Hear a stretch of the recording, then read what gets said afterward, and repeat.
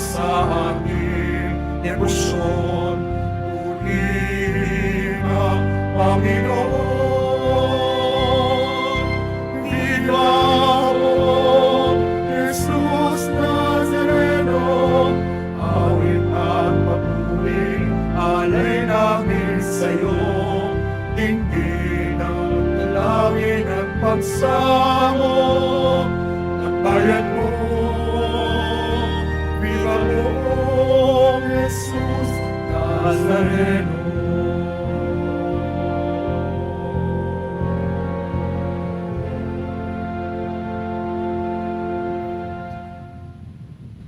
Sa ngalan ng Ama at ng Anak at ng Espiritu Santo, Amen. ang pagpapala ng ating Panginoong Jesucristo, ang pag-ibig ng Diyos Ama, at ang pagkakaisa ng Espiritu Santo naway suminyong lahat. At sumaiyo din. Mga kapatid, ngayon, 23 ng Agosto, pagkunitain natin si Santa Rosa ng Lima, ang pangalawang patronisa sa ating bayang Pilipinas. Sama natin sa misa natin ngayon ang mga intensyon para sa araw ngayon. Ang inyong mga intensyon kay nasa loob at sa labas ng Basilica Minor at Pambansang Lambana ni Jesus Nazareno.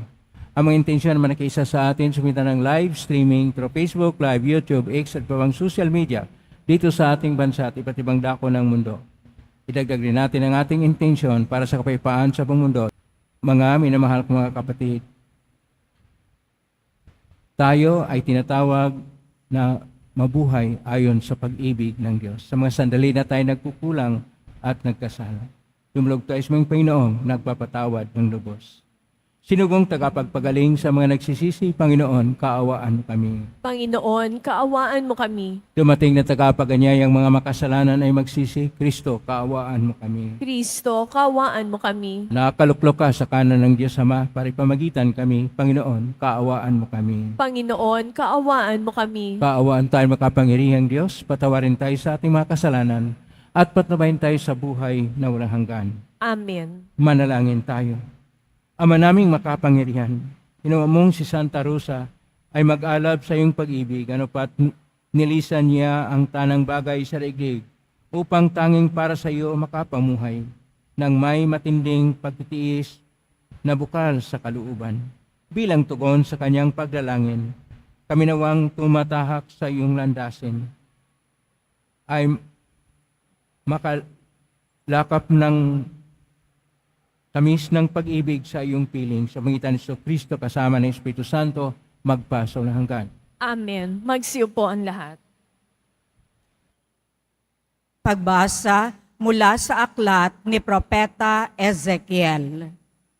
Noong mga araw na iyon, nadama ko ang kapangyarihan ng Panginoon at sa pamamagitan ng kanyang Espiritu ay dinala niya ako sa isang lambak na puno ng kalansay.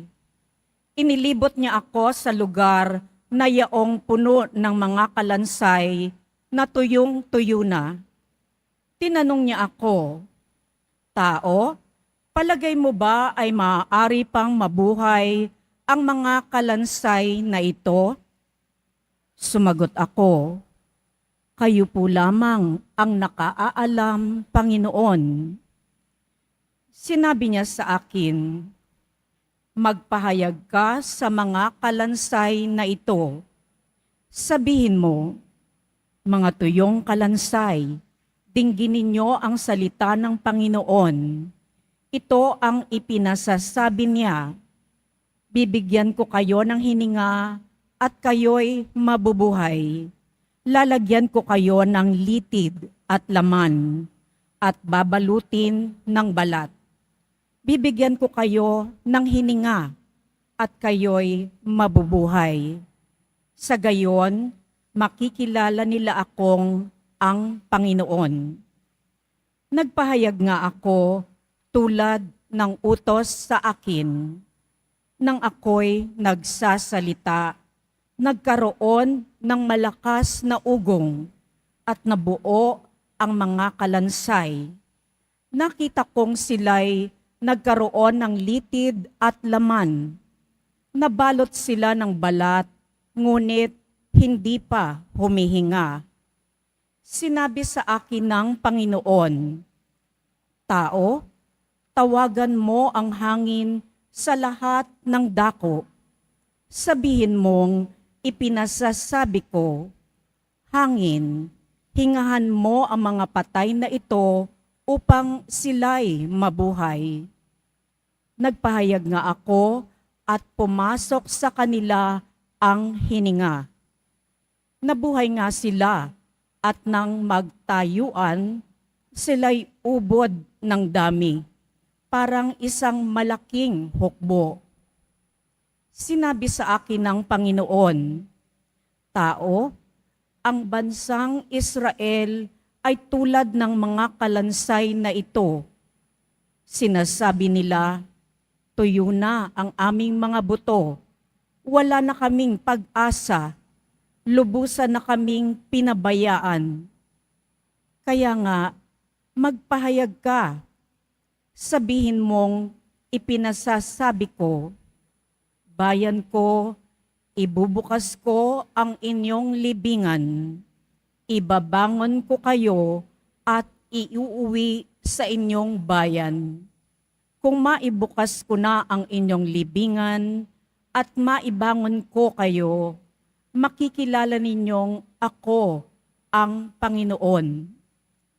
Hihingahan ko kayo upang kayo'y mabuhay at ibabalik ko kayo sa inyong sariling bayan. Sa gayon, malalaman ninyo na akong Panginoon ang nagsabi nito at aking gagawin." Ang salita ng Diyos. Salamat sa Diyos.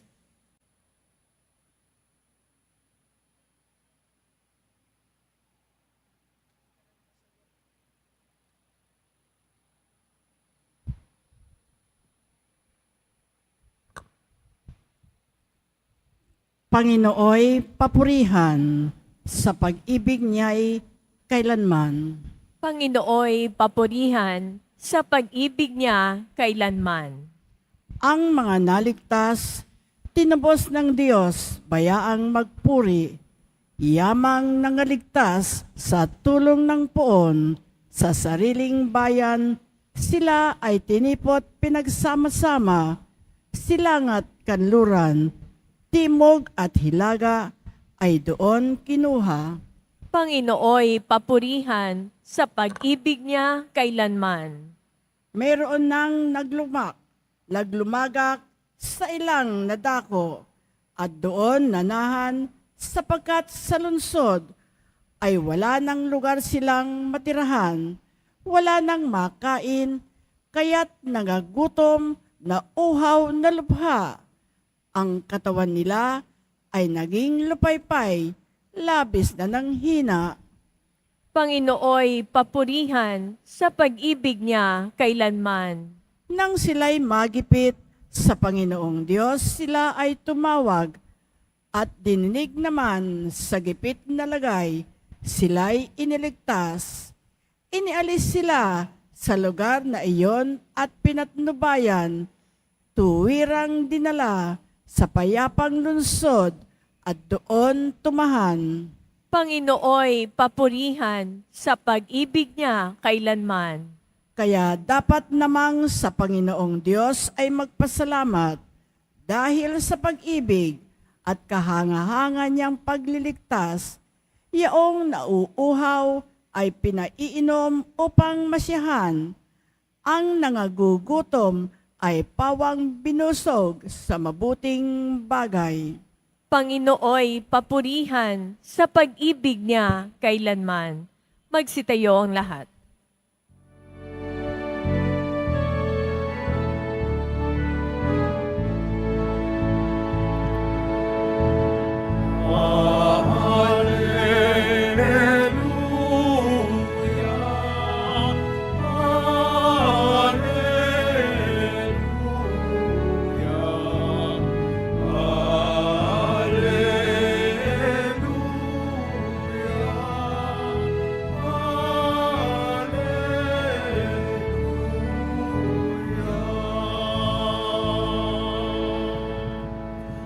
Panginoon, ituro mo.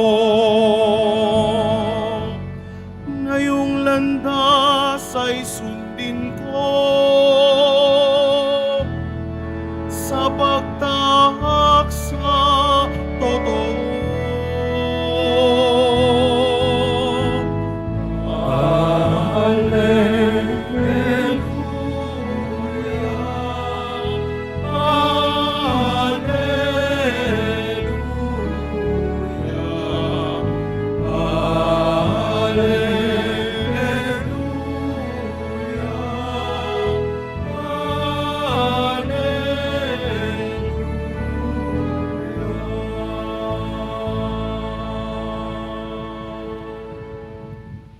Sumainyo ang Panginoon. At sumaiyo rin. Ang mabuting balita ng Panginoon ayon kay San Mateo.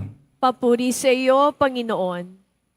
Noong panahong iyon, nagtipon-tipon ang mga Parisiyo nang mabalitaan nilang napatahimik ni Jesus ang mga Sedusiyo. At isa sa kanila, isang dalubhasa sa kautusan, ang nagtanong kay Jesus upang subukin ito. Guro, alin po ang pinakamahalagang utos sa kautusan? Sumagot si Jesus, ibigin mo ang Panginoon mong Diyos ng buong puso, ng buong kaluluwa, at ng buong pag-isip. Ito ang pinakamahalagang utos. Ito naman ang pangalawa, ibigin mo ang iyong kapwa gaya ng iyong sarili. Sa dalawang utos na ito, nakasalalay ang buong kautusan ni Moises at ang turo ng mga propita. Ang mabuting balita ng Panginoon. Pinupuri ka namin, Panginoong Hesukristo. Magsiupon lahat. Isang mapagpalang araw po sa inyong lahat. Purihin po natin ang ating Pong Isus Nazareno. Nasa 23 tayo ng Agosto at ngayon ay kapistahan sa ginulitan nating pangalawang patronisa ng ating bayang Pilipinas. Ang una pong patronisa natin ay ang Mahal na Birhen Maria. Ang pangalawa ay si Santa Rosa ng Lima, na siya'y pinanganak na Isabel Flores de Oliva doon po sa Lima, pero noong 10 ng Abril 1586 at namatay noong 24 ng Agosto 1617. Siya po ay membro ng tinatawag na Third Order of Saint Dominic o isang Dominikana na sa Tercera Orden. At noong September 1942, ginawa po ni Papa Pio XII na siya ay patronisa sa Pilipinas na pangalawa. Siya ay nagiging santa at hinirang na santa noong 12 ng Abril 1671 ni Papa Clemente X. Ang mahalaga po sa ating santa, siya ay umibig sa Diyos ng tunay. At dahil dito, dahil siya ay maganda, nilagyan niya ng sili ang kanyang mukha para hindi siya lapitan ng mga binata kasi maganda siya. At dahil doon, napahayag sa buhay niya sa ating Ebanghelyo ngayon, yung sinasabi ng ating Panginoon, ibigin mo ang Diyos ng buong puso, ng buong kaluluwa. Pakisabi sa katabi mo, mahal ka ng Diyos. Mahal tayo ng Diyos, iniibig tayo ng Diyos, kaya ang ating pong paksa na ating pagnilay-nilayan ay tungkol sa pag-ibig. Sa salitang Hebreo, ang salitang pag-ibig ay ahava. At sa salitang Grego, dahil ang New Testament po ay sa salitang Grego, marami pong salita ang tungkol dito sa pag-ibig sa salitang Grego. Ang ginagamit po dito na salita ay ang salitang agape. Kaya sinasabi dito, agapes. Pero sa Hebreo, 3. Pero sa Grego, mga 8 ang pinaka marami na tungkol sa pag-ibig ay ng eros, na may hangad sa laman, ang pelia na ordinaryo pag-ibig, storge na ang pag-ibig mo ay parang bahagi ng pamilya, pragma na nakiisa kayo sa trabaho, kaya lahat na, napakarami pong mga salita. Ang mahalaga dito ay ang salitang agape, na siya pong ating nakikita sa ating mga pagbasa. Ang pagmamahal ng Diyos ay napahayag na kung saan si Ezekiel ay dinala doon sa isang lambak na lugar na may mga tuyo na buto ng mga kalansay. Ngunit sinasabi ng Panginoon na bubuhayin niya, at noong sinabi ni Ezekiel sa pangalan ng Panginoon, nabuhay ang mga kalansay. Nabuhay sila sapagkat ang Panginoon ay nagbibigay buhay sa atin kung tayo ay marunong magmahal o umibig. Sapagkat ayon pa sa ating Salmo 106, versikulo 1, ang Panginoon ay papurihan sa pag-ibig niya kailanman. Ang lahat ay pag-ibig sa Diyos. Ngayon sa ating Ebanghelyo ni San Mateo, Kapitulo 22, 34 hanggang 40, sinusubok ng isang dalubhasa ng kautusan. Ang dalubhasa ng kautusan ay tinatawag na eskriba at nag-aaral sa tinatawag na tatlong tradisyon ng mga Hudyo, ang tradisyon ng Torah tungkol sa kautusan, tradisyon ng mga propita tinatawag na Nabiim, at ang tradisyon ng mga kaalaman na tungkol sa Kitubim. At ang sinusubok niya ang ating Panginoon na ordinaryo lamang na karpentero, pero mahusay ang tugon ng ating Panginoon. Ang unang tugon niya ay mula sa aklat ng Deuteronomio Kapitulo 6, verso 5, na ibigin ang Diyos ng buong puso, ng buong kaluluwa at buong lakas. At dinagdagan pa niya. Ang dagdag niya ay mula sa aklat ng Leviticus, Kapitulo 19, verso 18, na sinasabi niya, ang pangalawa, ibigin mo ang iyong kapwa gaya ng pag-ibig ng iyong sarili. Itong pag-ibig ay siyang nagbibigay sa atin ng pagpasya na ang buhay ay masaya, ang buhay ay may katwiran, ang buhay ay magkaroon ng kahulugan at saysay kung mayroong pag-ibig. Kapag ang isang tao ay hindi nagkaroon ng pag-ibig o pagmamahal, napakadami siyang problema. Laging na-stress. Kaya tingnan mo yung mukha mo sa katabi mo kung na-stress ba. Kulang yan sa pag-ibig. Kaya pakisabi sa kanya, ibigin mo ang Diyos. Kapag ka iniibig natin ang Diyos, kapag ka iniibig natin ang ating kapwa, na ito'y pagpahayag ng pag-ibig ng Diyos, makita mo, mag-smile ang lahat. Tingnan mo yung katabi mo, pag hindi nag-smile yan, kulang yan sa pag-ibig ng Diyos. Bawal ang nakasimangot, sapagkat ang nakasimangot ay mayroong malaking problema, hindi marunong umibig. Kapag ka umibig tayo, punong-puno tayo ng biyaya, sapagkat ang biyaya ng pag-ibig ay mula sa Diyos. Kapag ika'y nagmamahal, hindi po ikaw ang nagmamahalang. Ang tunay na nagmamahal sa iyo ay ang Diyos. Kaya kung tingnan mo sa pagdating ng isang bata, kapag ka'y pinanganak ng nanay niya, kaagad mawala yung lahat ng sakit ng nanay sapagkat nakita na niya ang kanyang pag-ibig. Kapag ikaw rin nakakita mong iniibig ng isang tao, wala nang problema, wala nang suliranin. Bakit? Mayroong pag-ibig. Pero kapag kulang ka sa pag-ibig, kahit na nariyan yung biyaya ng grasya ng mga pagkain, parang wala kang gana. Pero kapag ka may pag-ibig, kahit na ordinaryo lang na pagkain, siguro tuyo lang at kanin, masarap na dahil may pag-ibig. Lahat po ng ating buhay ay magkaroon tayo ng sigla. Magkaroon tayo ng isang magandang kilos at pananaw sa buhay kapag ka mayroong pag-ibig. Kulang lang ang Pilipinas ng pag-ibig dahil saan po napunta? Ang kanilang altar ay hindi na po ang altar ng Diyos. Ang kanilang altar ay ang telebisyon. Doon na sila tumututok araw-araw. Ang kanilang rosaryo, hindi na po ang rosaryo. Tingnan mo ano nakalagay sa bulsa. Karamihan may nakalagay na cellphone. Ang kanilang mga gamit ay cellphone na. Napalayo na sila sa tunay na pag-ibig. Kaya dahil dito, kinakailangan natin na magpahayag muli ng isang pag-ibig ng Diyos na ilagay natin ang Diyos na sentro ng ating buhay. Siya ang maging Panginoon ng ating puso at kung siya ay nariyan sa loob ng ating sarili, sa kaibuturan ng ating pagkatao, kung siya ang nagahari ng ating puso, kung siya ang pumapanginoon ng ating puso, makikita natin, mayroon po tayong kasiyahan. Lahat ng problema, lahat ng pinagdaanan, lahat ng pagsubok, kaya natin dahil may pag-ibig tayo sa Diyos. At iniibig tayo ng Diyos. Kailanman hindi tayo pabayaan ng Diyos. Dahil mahal na mahal tayo ng Diyos.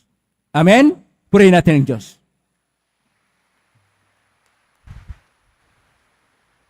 Magsitayong lahat.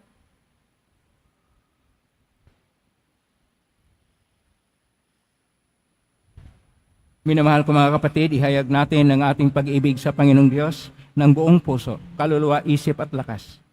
Ihayag natin ang ating mga panalangin ng may pag-ibig sa ating kapwa, tulad ng ating paggalang at pagpipitagan sa ating mga sarili. Atin pong itutugon, Panginoon, umunlad nawa kami sa iyong pag-ibig. Panginoon, umunlad nawa kami sa iyong pag-ibig. Ang simbahan, sa pamamagitan ng kanyang mga pinuno, naway umakay na mga sumasampalataya sa mas malalim na kaalaman at pag-ibig ng Diyos. Manalangin tayo. Panginoon, umunlad nawa kami sa iyong pag-ibig. Ang mga namumuno sa atin, naway gawing gabay ang pagsunod sa batas ng Diyos. Manalangin tayo. Panginoon, umunlad nawa kami sa iyong pag-ibig. Ang ating mga tahanan, naway maging mga lugar ng presensya ng Diyos kung saan ang bawat isa ay nagtuturoang kumalinga at gumalang sa bawat isa bilang anak ng Diyos. Manalangin tayo. Panginoon, umunlad nawa kami sa iyong pag-ibig. Sa pamamagitan ng banayad na haplos ng Espiritu, tayo naway magkaroon na matinding habag sa mga may sakit at sa mga matatanda. Manalangin tayo. Panginoon, umunlad nawa kami sa iyong pag-ibig. Ang ating mga mahal na yumao, naway dalhin ni Kristo sa kanyang walang hanggang kaharian. Manalangin tayo. Panginoon, umunlad nawa kami sa iyong pag-ibig. Sa tahimik, idulog natin sa Panginoon ang ating mga sariling kahilingan. Panginoong Diyos, ibinunyag mo sa amin ang iyong kalooban sa pamagitan ng iyong mga utos. Ngayong aming dinadala sa iyo ang aming mga kahilingan. Bigyan mo kami ng biyaya na may sa buhay ang iyong mga utos. Nang namin ito, sumita ni Kristo ang aming Panginoon. Amen. Magsiupon lahat.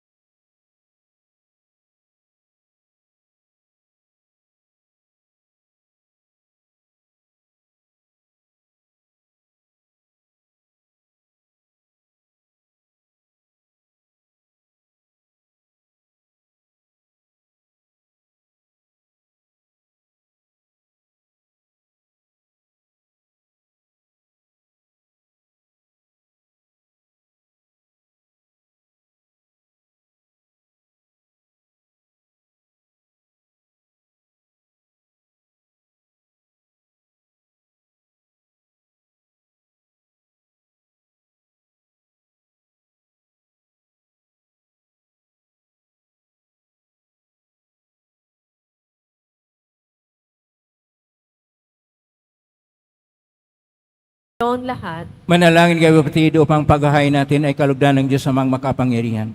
tanggapin nawa ng Panginoon ito paghahain sa iyong makamay, sa kapurihan niya at karangalan, sa ating kapakinabangan at sa buong sambayanan niyang banal.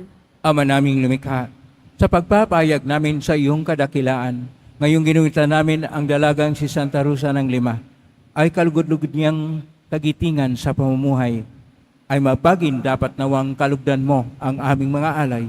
Sa pangitan ni Kristo kasama ng Espiritu Santo, magpasawalang hanggan. Amen. Sumainyo ang Panginoon. At sumayo Itaas sa din. Diyos sa inyong puso at diwa. Tinaasa namin sa Panginoon. Pasalamatan natin ang Panginoong ating Diyos. Marapat na siya ay pasalamatan. Ama ng kapanin, tunay marapat ni kay aming pasalamatan ngayon, kinagalak naming may mga banal na tao na nagtalaga ng sarili sa anak mong si Kristo upang ipamalas nila ang pagkahari mo at maakit ang kapwa na manalig sa iyo.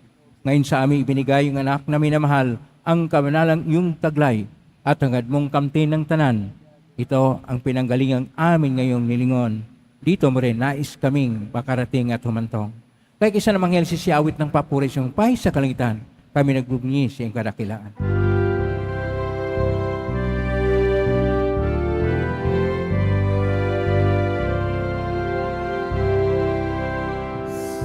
Santo, Santo, Santo, Panginoong Diyos ng mga hukbo, napuno ang langit at lupa, ng kadakilaan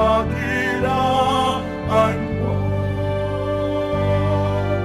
Sana sa kainaan sa pinagpalang na paririto sa ngalan ng Panginoon.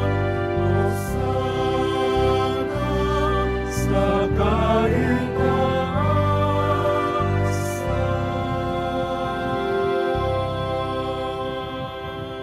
Magsiludan lahat.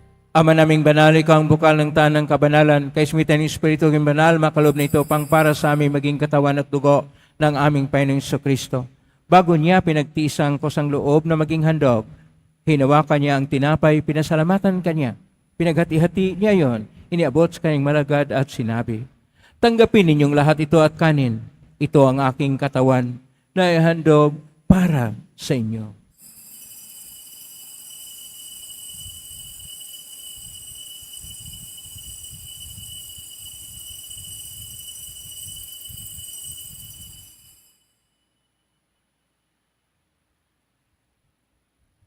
Kaya naman na matapos ang hapunan, hinawakan niya ang kalis, muli kanyang pinasalamatan. Inabot niya ang kalis sa kanyang malagad at sinabi, tanggapin ninyong lahat ito at inumin.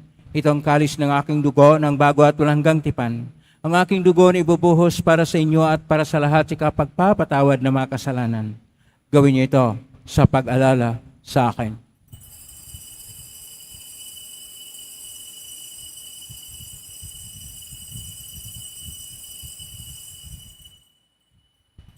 Magsitayong lahat.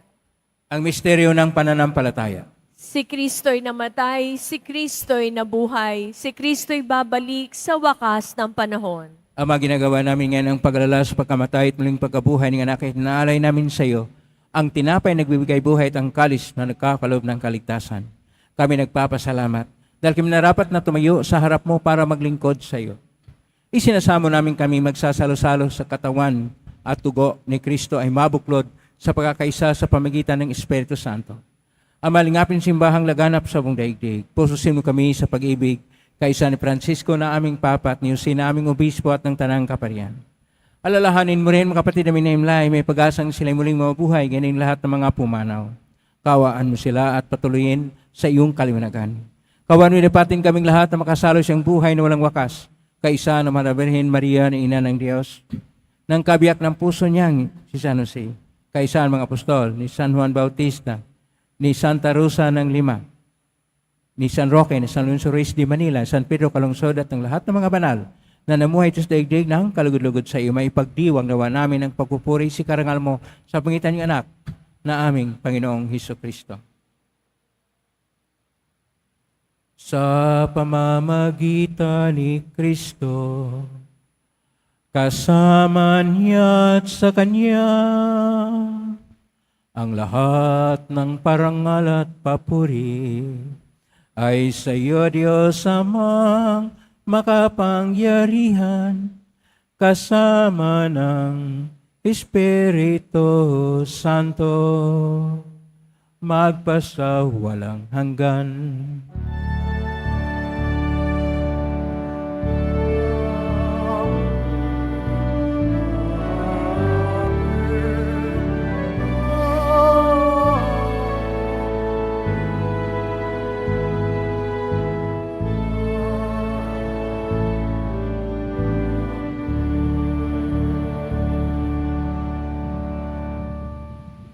Sa tagubilin na magaling na utos sa turo ni Jesus na Panginoon natin at Diyos, ipahayag natin ang lakas loob.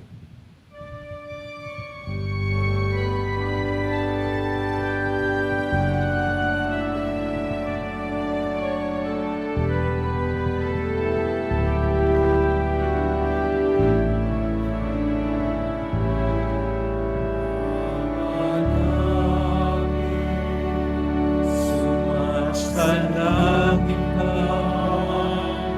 sambahin ang ngalan mo. Nasa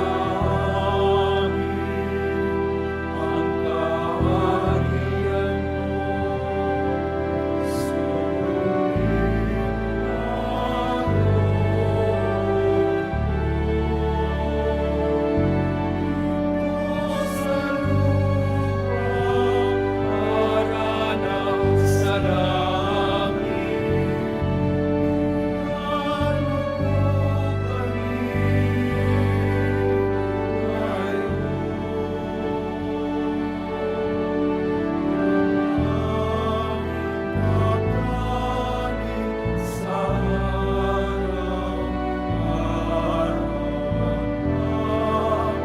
ang kaharian mo.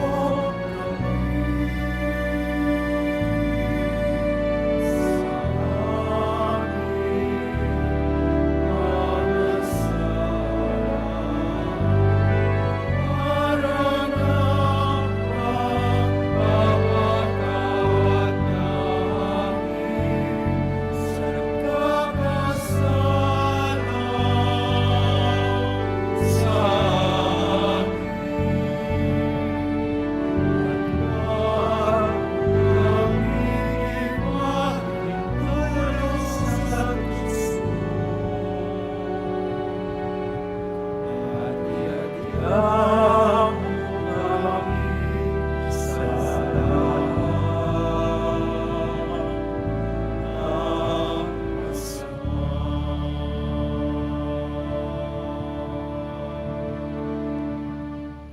Galing namin kami yadya sa lahat ng masama, pagkalooban ng kapayapaan araw-araw, iligtas sa kasalanan at sa lahat ng kapahamakan, samantalang aming pinanabikan ang dakilang araw ng pagpapahayag ng tagapagligtas naming si Kristo. Sapagkat iyo ang kaharian, ang kapangyarihan at ang kapurihan, magpakailanman. Amen. Panginoong Kristo, sinabi mo sa mga apostol, kapayapaan ang iniiwan ko sa inyo, ang aking kapayapaan ang binibigay ko sa inyo. Tunghayan mo ang panampalataya at huwag ang aming pagkakasala. Pagkalooban mo kami ng kapayapaan at pagkakaisa ayon siyang kalooban kasama ng Espiritu Santo, magpa sa walang hanggan. Amen. Ang kapayapaan ng Panginoon ay laging sumainyo. At sumayo rin. Magbigayin kayo ng kapayapaan sa isa't isa. Kapayapaan.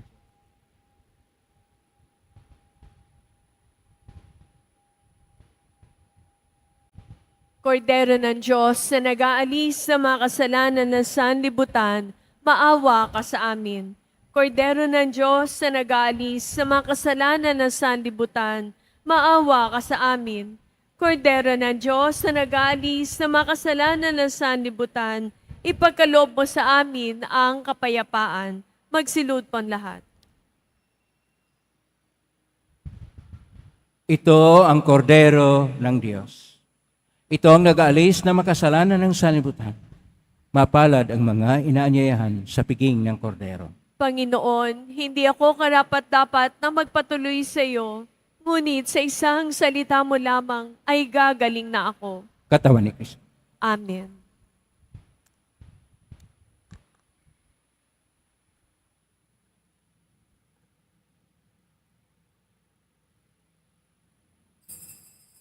Para sa lahat ng tatanggap ng banal na komunyon, sasagot po tayo ng amen pagkasabi ng pari o lay minister ng katawan ni Kristo at isubo agad sa bibig bago mali sa harapan ng pari o lay minister. Sumunod po tayo.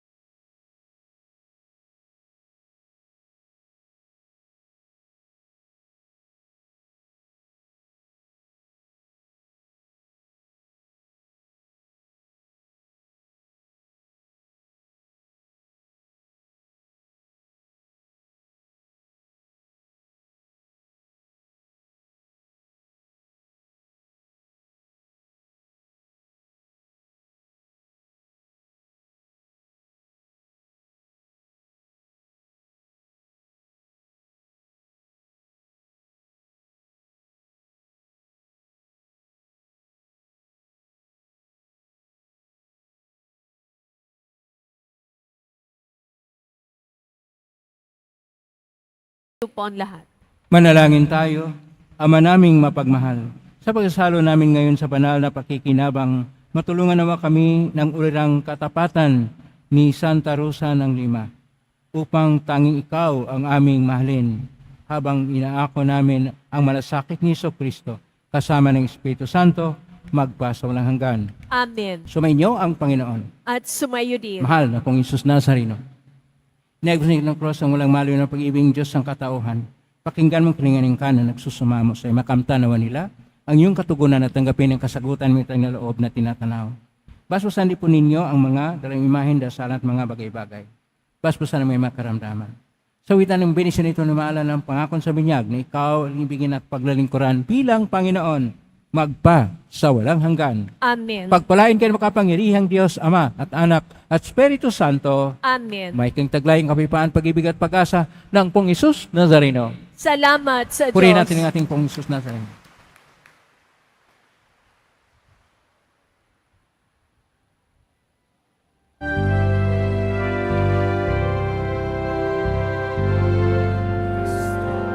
Padre Jesus Nazareno, sinasamba ka namin. Pinininto ka namin. Para aming buhay at kaligtasan. Padre Jesus Nazareno, iligtas mo kami sa kasalanan. Ang krus mong kinamatayan ay sagisag ng aming kaligtasan. Nuestro Padre Jesus Nazareno, tinarakan ka namin. Nuestro Padre Jesus Nazareno,